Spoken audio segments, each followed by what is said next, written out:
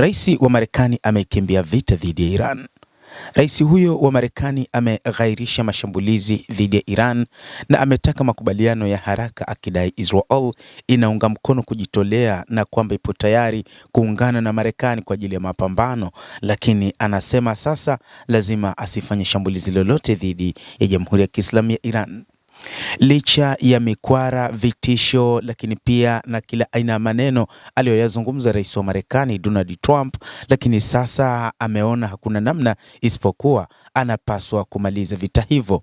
Anasema Marekani imefungwa na kubeba mzigo mzito na iko tayari kwenda kinyume na Jamhuri ya Kiislamu ya Iran katika viwango vya ugaidi wa kijeshi, nguvu ambazo hazijaonekana tangu vita vya pili vya dunia, Trump alidai. Lakini baada ya kuona hali ilivyo nchini Iran na namna wa Iran walivyomjibu kwamba wapo tayari kwa vita wakati wowote, rais huyo ameona hakuna budi kumaliza vita hivyo.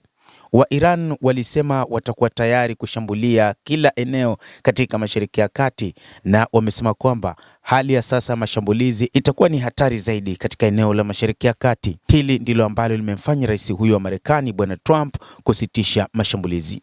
Rais Trump alitoa wito kwa makubaliano ya haraka na Iran katika chapisho kwenye Truth Social mnamo jana Jumamosi usiku, akidai kwamba anasitisha mashambulizi makubwa aliyoyapanga dhidi ya Iran ambayo alipanga kwa pamoja kuyafanya na Israel, na amesema kwamba wao wana uwezo mkubwa wa kuishambulia Iran na kwamba Iran haina namna yoyote isipokuwa ni kushambuliwa tu. Lakini majibu ya Iran ni kama vile yamemchosha, kwa sababu wa Iran wameapa kwamba wapo tayari kwa ajili ya vita wakati wowote, lakini wakati huu akisema watashambulia kila mahali katika Mashariki ya Kati ama katika nchi yoyote ile ambayo itaamua kuingia vitani kwa kushirikiana na Marekani, ama itatumia ardhi yake ama bahari na anga yake kwa ajili ya kurusha mashambulizi ya Marekani katika Jamhuri ya Kiislamu ya Iran. Trump anasema kwamba pamoja na hayo, tumeombwa hivi punde na Iran na nchi nyingine za Mashariki ya Kati kusimamisha shambulizi lolote kwa kuwa mipaka ya makubaliano imekubaliwa. Lakini wa Iran wanasema kwamba wao hawakuomba makubaliano ya kumaliza vita na wapo tayari wakati wowote, huku jeshi la Jamhuri ya Kiislamu ya Iran kupitia kamanda mkuu wa jeshi hilo akisema kwamba Jamhuri ya Kiislamu ya Iran ipo tayari kwa ajili ya mapambano zaidi na Marekani, na huenda ikafanya mashambulizi hata kabla ya Rais Trump kutangaza mashambulizi hayo kwamba yatafanyika lini. Wao wapo tayari. Trump alitangaza kwamba makubaliano hayo yalilazimika kujumuisha ufunguzi kamili wa mlango wa bahari wa Hormuz na kukomesha tishio la nyuklia la Iran, huku jeshi la Iran likisema kwamba wao wameufunga kikamilifu mlango wa bahari wa Hormuz na kwamba haujafunguliwa. Kwa hivyo matamko ya rais wa Marekani Donald Trump ni kwamba hayaendi sambamba na kile ambacho unazungumza wa Iran, na hili ndilo ambalo linadhihirisha kwamba rais huyo amekimbia vita. Kulingana na ombi hili, nimekubali kwa manufaa ya baadaye ya ulimwengu na vivyo hivyo kuendelea kuwepo kwa Iran iliyofanikiwa na yenye ustawi kufuta shambulizi hilo kwa kuzingatia kuwa na uwezo wa kufanya mpango wa haraka, Trump aliandika.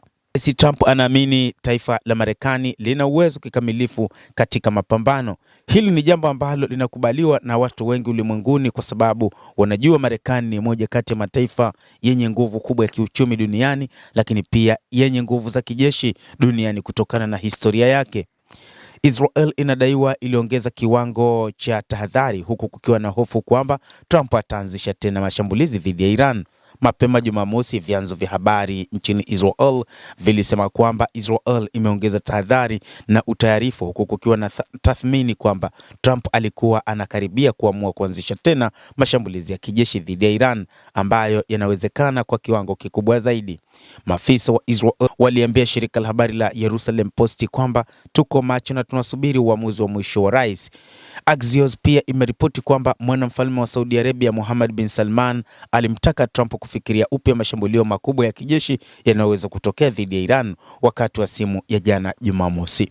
Endelea kutufuatilia mtazamaji, lakini ni kusihi usisahau kulike, usisahau kucomment, kadhalika usisahau kusubscribe channel yetu hii ili upate habari hizi kwa mapana kupitia The World News.